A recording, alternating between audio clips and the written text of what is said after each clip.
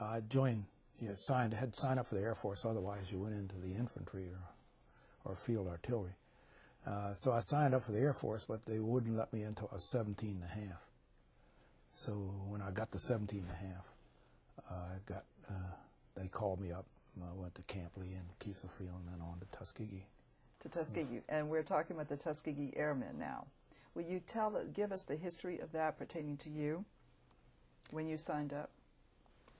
Well, and what the racial environment was where you were in training? I thought Cumberland was tough. Yes.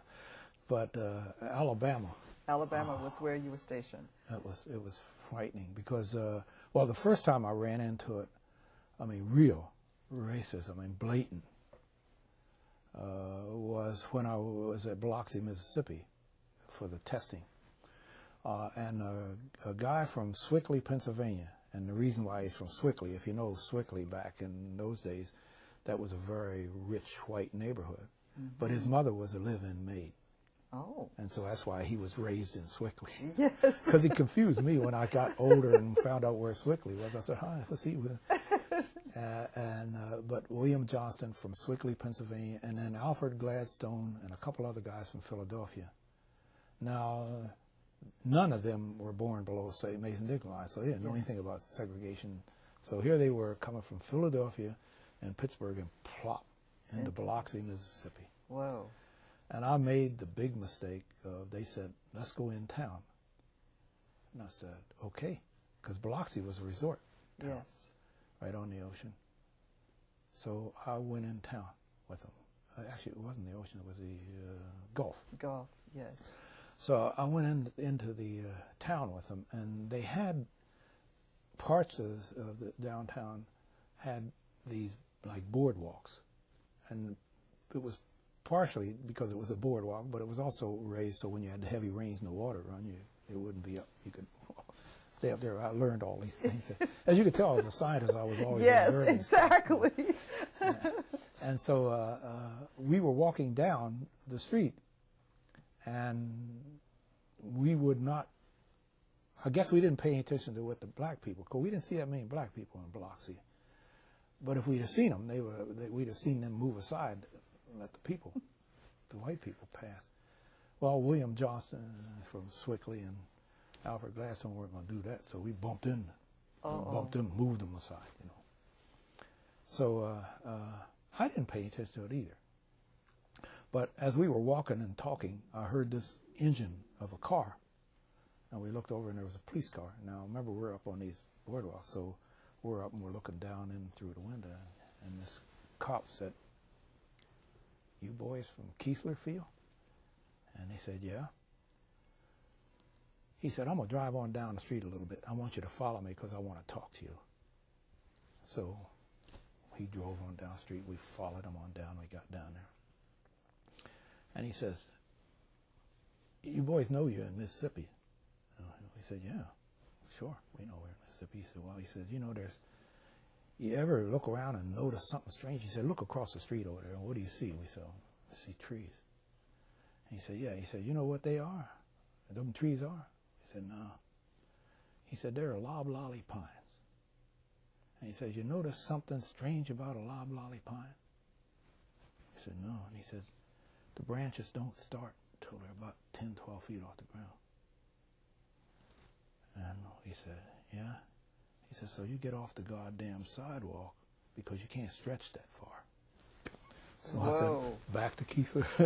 That was my only time in Biloxi. Whoa. We went on back to Keesler Field, and I never went off the base in Keesler. We weren't only there a few weeks. And then they moved us on down. Everywhere, the troops always moved by train.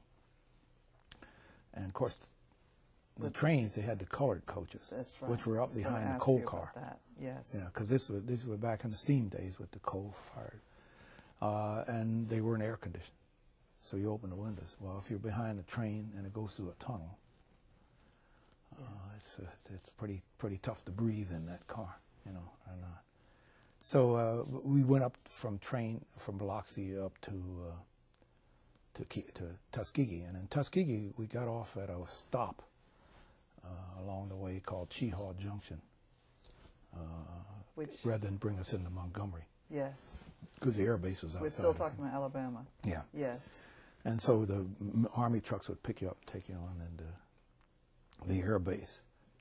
I think it was a close camaraderie because I don't think there was a man on that base that didn't know where we were being tested.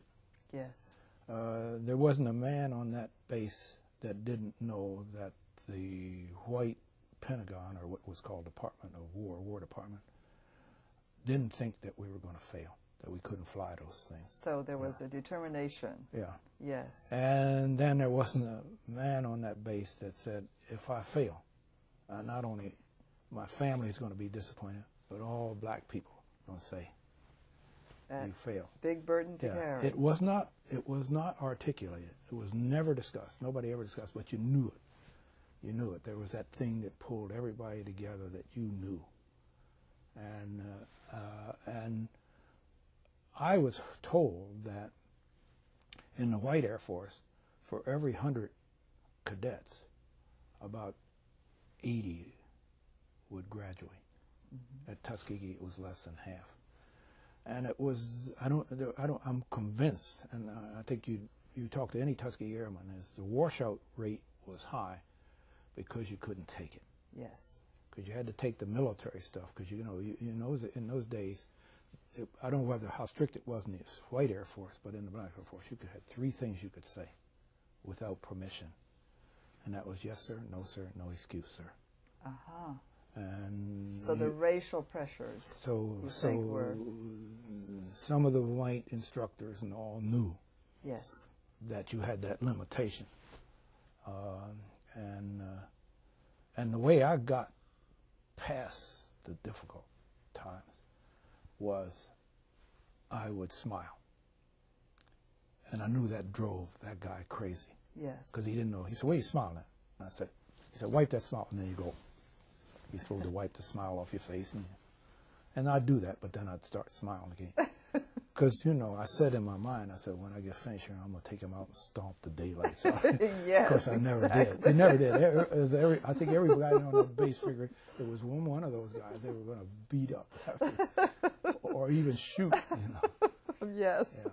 But were you ever sent into combat? No. Oh, no, so you never went overseas? No, got appendicitis just before. Just before? Yeah, I'd have been with the 332nd in Italy.